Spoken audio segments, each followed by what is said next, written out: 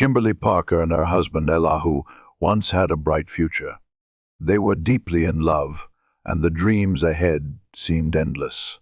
But then on a fateful day, Elahu disappeared. He didn't show up for work. No one saw him.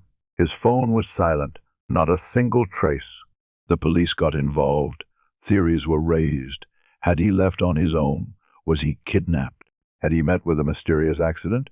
As clues slowly emerged, the question was no longer just where is Elahu, but also what role did Kimberly play in all of this?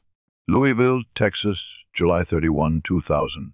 Sergeant Greg Striblin arrived at the Louisville recruitment station at 7:30 a.m., just like any other day. But this morning, something felt off. One of his young Marines, Elahu Parker, who was always punctual, had yet to show up. At first, it seemed like it could be just a minor delay, but as time passed with no news from Elahu, worry began to build. Calls went unanswered. Messages were ignored. Elahu's superiors and colleagues started feeling uneasy. Deciding not to wait any longer, Sergeant Striblin drove to Elahu's apartment. He knocked on the door. No response.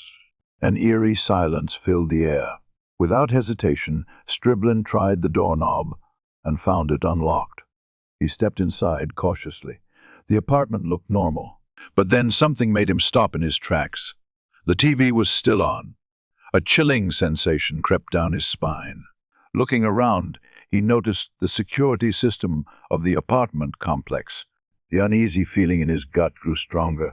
Sergeant Striblin wasted no time. He called the police and officially reported Elahu Parker's disappearance.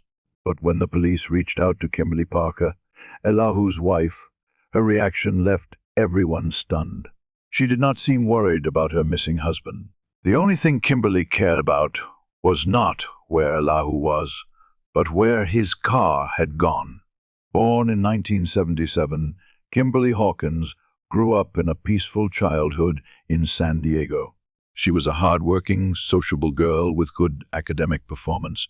When she graduated from high school, a promising future seemed to await her. On a fateful day at Disney World, during a double date, Kimberly met Elahu Parker, a young man who had just finished high school. They were quickly drawn to each other, sharing joyful moments that seemed like something out of a romantic story. But there was an obstacle. Elahu had just joined the Marine Corps and was about to be deployed overseas. A year later, while stationed in the Pacific, Elahu had not forgotten